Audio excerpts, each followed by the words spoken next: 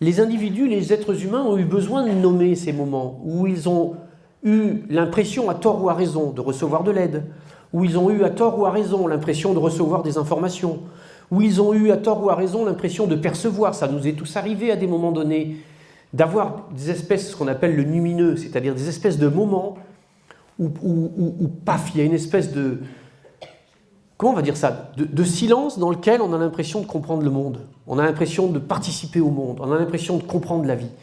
Dans tous ces moments-là, bien entendu, nos champs conscients sont perdus par rapport à ce que ça peut, parce que ça n'appartient pas à ce qu'on nous apprend et à ce que nous sommes capables de conceptualiser. Et donc il a fallu trouver un nom à ça.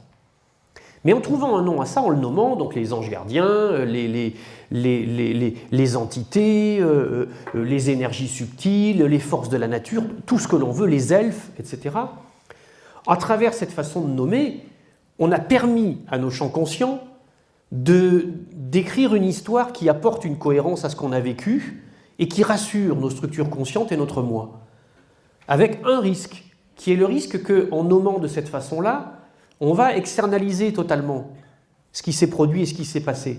On va externaliser l'origine de l'information, alors que celle-ci est peut-être quelque chose qui est venu de nous, qui a été issu de nous-mêmes. Et que l'intérêt du champ de cohérence, c'est de comprendre que si on veut croire au divin, c'est bien d'externaliser le divin et d'en faire un vieillard barbu qui nous regarde en rigolant au-dessus d'un nuage, mais je pense qu'il y a peut-être quelque chose en nous qui est une parcelle ou une étincelle de ce fréquentiel qui est là, et d'où finalement tout ce qui nous concerne vient sans doute. Et que la manière avec laquelle nous entretenons cette flamme est finalement ce qui est essentiel. Et qu'on nomme les moments où on reçoit de l'information de telle ou telle manière n'est finalement pas très très important, mais à condition qu'on ne soit pas simplement quelqu'un qui est passif et qui attend de recevoir. C'est comme l'intuition, c'est comme un certain nombre de choses, il faut être participatif pour que les choses se passent.